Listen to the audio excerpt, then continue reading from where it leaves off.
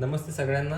आपण अमाइन्स टॉपिकमधला केमिकल रिॲक्शन्समधला रिॲक्शन विथ नायट्रस ॲसिड ही जी रिॲक्शन आपण आता बघणार आहे. आता याच्यामध्ये आपण अमाइन्सच्या केमिकल प्रॉपर्टीज बघतोय. आता अमाइन्सच्या केमिकल प्रॉपर्टीजमध्ये बघत असताना primary amine, secondary amine, tertiary amine हे नायट्रस ॲसिड बरोबर डिफरंटली रिॲक्ट होतात, वेगळ्या पद्धतीने रिॲक्ट होतात. मग आता आपण जर समजा आता मी फॉर एक्झाम्पल म्हणून जर आपण कन्सिडर केलं, समजा R-NH2 हा एक प्रायमरी अमाइन आहे, हा प्रायमरी अमाइन आहे, प्रायमरी अमाइन. नायट्रस ॲसिड म्हणजेच कोण? तर नायट्रस ॲसिडचा फॉर्म्युला काय आहे? तर HNO2. नायट्रिक नव्हे, नायट्रिकला NO3 असते, नायट्रसला NO2 असते. हा फरक आहे दोन्हीमधला. आता हा जो काय नायट्रस ॲसिड आहे हा अनस्टेबल कंपाऊंड असतोय. हा अनस्टेबल कंपाऊंड आहे म्हटल्यानंतर आपण काय करतो, तो इन सिटू फॉर्म करतो. आता इन सिटू फॉर्म करायचं म्हणजेच त्या रिॲक्शन मिक्सचरमध्येच तयार होतो. तो कसा तयार करायचा? तर ह्याच्यासाठी आपण काय करतो, तर सोडियम नायट्राईट घेतो. सोडियम नायट्राईट म्हणजे कोण? तर NaNO2 घ्यायचा. हा NaNO2 आणि प्लस हायड्रोक्लोरिक ॲसिड घ्यायचा, म्हणजे HCl घ्यायचं. म्हणजेच तुमचा सोडियम नायट्राईट आणि हायड्रोक्लोरिक ॲसिड घ्यायचं आणि हे मिक्स करायचं. आणि मिक्स केल्यानंतर थोडंसं हीट केलं, 273 केल्विन टू 278 केल्विनपर्यंत जर तुम्ही हीट केला तर तुम्हाला हा नायट्रस ॲसिड तयार होतो इन सिटू. मग पुढं काय करतो आपण, मग तुम्हाला एक इंटरमिडिएट कंपाऊंड तयार होतो. तो कोणता तयार होतोय? तर R-N2Cl. आता N2 वर कुठला प्लस चार्ज, Cl वर मायनस चार्ज. ॲक्च्युली हे काय होते माहिती आहे का? बघा, याच्यामध्ये तुम्हाला जो हा नायट्रोजन प्लस चार्ज येतोय तो कसा आलाय समजून घ्या. म्हणजे हे कंपाऊंड मी अनेकदा लिहितो. R- हा N आहे, इथं ट्रिपल बॉन्ड हा N आहे.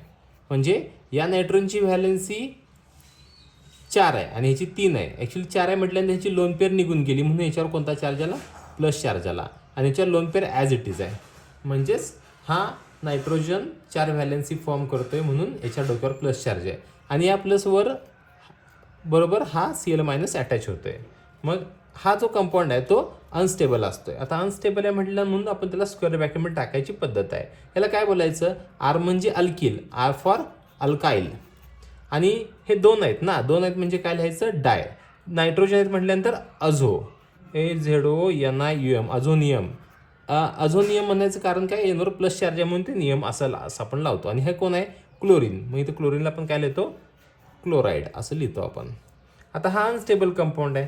मग आपण अनस्टेबल कंपाऊंड जेव्हा फॉर्म करतोय त्यावेळेला पुढे काय होतं बघा. म्हणजेच तुम्ही काय करताय, primary amine react with nitrous acid आणि तुम्ही काय तयार करताय? ॲलिफॅटिक डायअझोनियम साल्ट तयार करताय. हे ॲलिफॅटिक डायअझोनियम साल्ट आहे आणि खूपच अनस्टेबल असते आणि हे लगेच डिकम्पोज होतंय आणि डिकम्पोज होतंय आणि लगेच तुम्ही याचं काय करताय, तर पाण्याबरोबर रिॲक्ट करताय.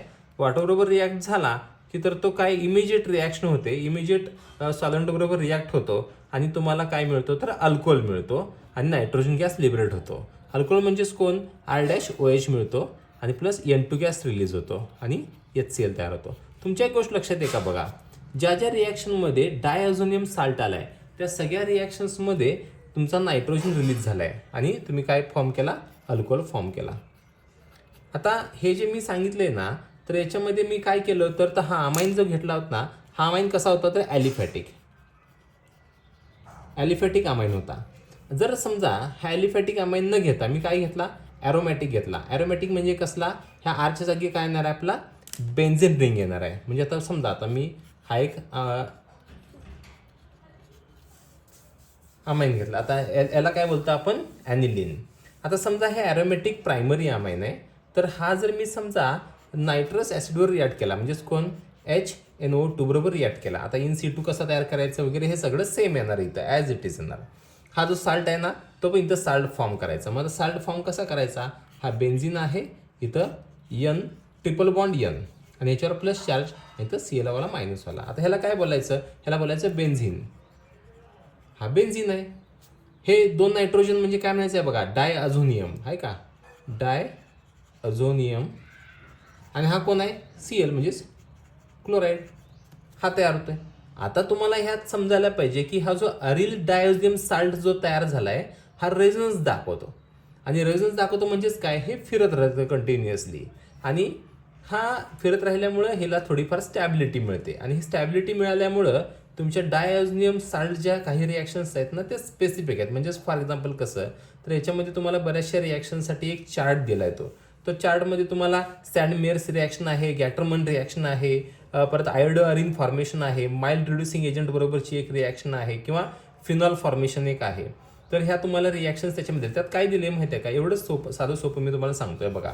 हा जो बेन्झीन डायझोनियम साल्ट जो आहे का नाही, तर याच्यापैकी हा नायट्रोजन निघून जातो, हा N2 निघून जातो आणि हा Cl इथे अटॅच होतो. म्हणजेच प्रत्येक वेळेला हा N2 निघून जातो आणि जो कोणी साल्ट फॉर्मेशनसाठी इथं रिस्पॉन्सिबल आहे तो त्याला येऊन अटॅच होतो. जनरली अशा टाईपच्या रिॲक्शन्स आहेत त्या. त्यामुळे याच्यामध्ये इथंपर्यंत येऊन थांबतोय. याच्या पुढच्या रिॲक्शन्स ह्या आपल्याला तुमच्या बुकमध्ये एक चार्टच दिला आहे पेज नंबर 293वर. I think table number 13.5 something आहे. तर त्याच्यामध्ये तुम्ही हे रेफर करू शकताय. थँक्यू.